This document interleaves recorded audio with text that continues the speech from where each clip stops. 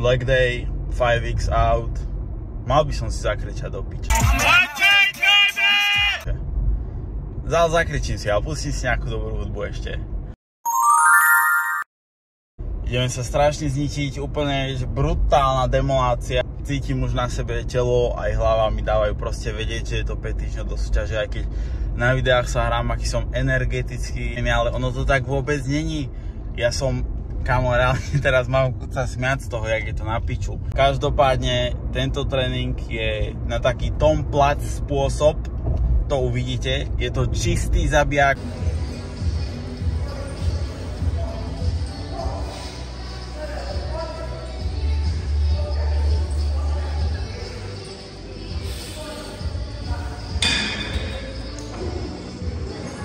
A uvidíme, ako ho zvládnem. Zvládnem ho ako vždy, ale uvidíme, ako budú tzv. Mentálne následky. To by mal podľa mňa pred tréningom robiť každý. Je to proste vec, čo má pozitívny vplyv na váš testosterón. Keď budete takto vrieskať pred každým tréningom, síce vás bude boleť hrdlo, čiže ako mňa. Ale to vôbec nevadí, pretože nemusíte si dávať ani pre-workout, proste už ste sa naštartovali. Najlepšie fitko, vždycky som to hovoril, aj hovoriť budem. Proste tu sa vytrenuje majster sveta. Chcel bych vám nejako pozrieť, čo je moja povinná výbava na tréning. Takže toto je čarovný nápoj. Nasleduje táto pološiltovka, ktorá je v zachovalom stave. Tá sa dá predať už len asi nejakému môjmu fanúšikovi, by som povedal. Každopádne v tejto povinnej výbave, toto je úplne že čisto nové, to mám aj ja prvýkrát. Bolo v pračke, ale pekné ženy, oversize, čierne. Som mal biele, takže treba byť originálny. Rovno si dám šiltovku, pretože mám na hlave hrniec. Musím chýbať krát asi. Možno sa pýtate, že čo je v tom čarovnom nápoji. Tak ja vám to veľmi rád a veľmi rýchlo poviem. Je tam Thor, vlastne z Jibiu. To by mal robiť každý muž pred tréningom. Žena to dúfam, ako nemusím ani spomínať. To ako, keď smrti žena, tak to je v piči. Automaticky škaredá. Idem sa zahriať, to vám asi nebudem musieť natáčať. A vlastne potom už sa vidíme. Toto fitko vyhovuje úplne každej mojej preferencii na leg day. Nikto tu není, doslova, že nikto. A je tu tma. No nie tma, ale také tmavšie prostredie. Sleduj to doslova jeden človek, proste, lebo kokocu neviem čo je za deň a úplne také tmavé prostredie.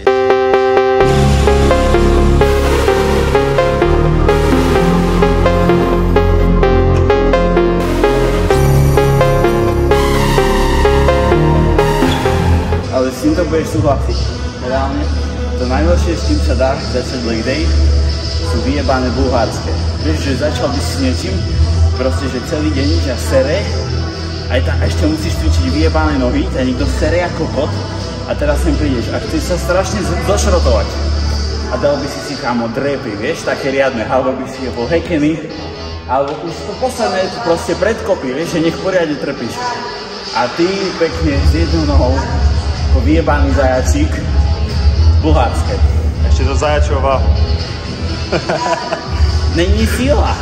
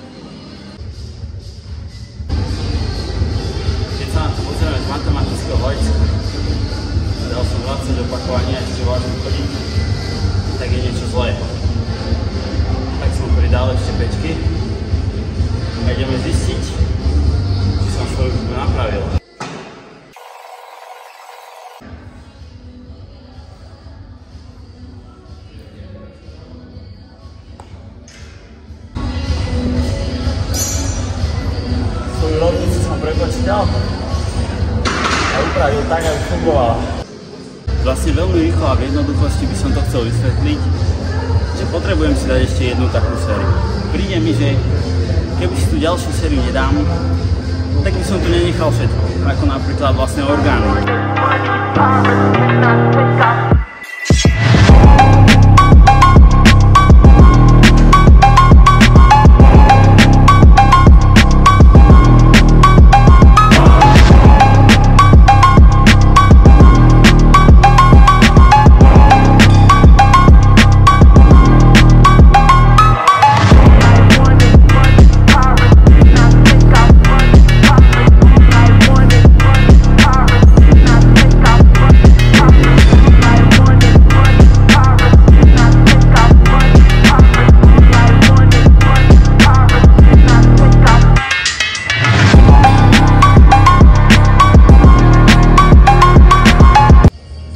Reálne, kamo, ja som mal dnes taký leg day, že keď len sedím a mám nohe položené nohy, tak ma pália ako kokot, ako keby som cvičil predkopávanie.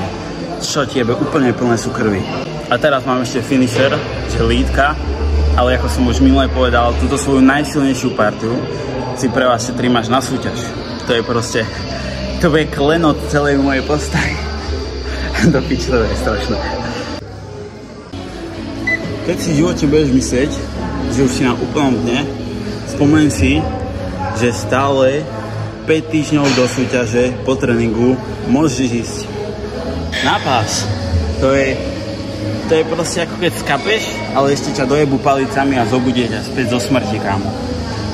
Čo tiebe, ale... Dnes to bol, počkaj, dnes na začiatku tréningu som že srandičky s kamarátom a takto. A po 2 cvikoch som zistil, že to úplne nebude taký tréning, že srandička, to, že som sa tam zbieral a prehováral na každú vyjebanú sériu.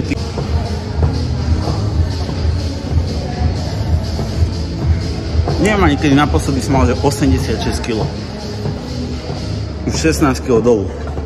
Ale letí to dosť rýchlo. Len problém je, že počas tréningu mi proste po hlave behajú také myšlienky, ako napríklad proste nič pozitívne, stále si len hovorím, aký som unavený a neviem čo, ale zrovna na tréningu by som to najviac potreboval, to pušnutie a tieto proste pičoviny. To je vše.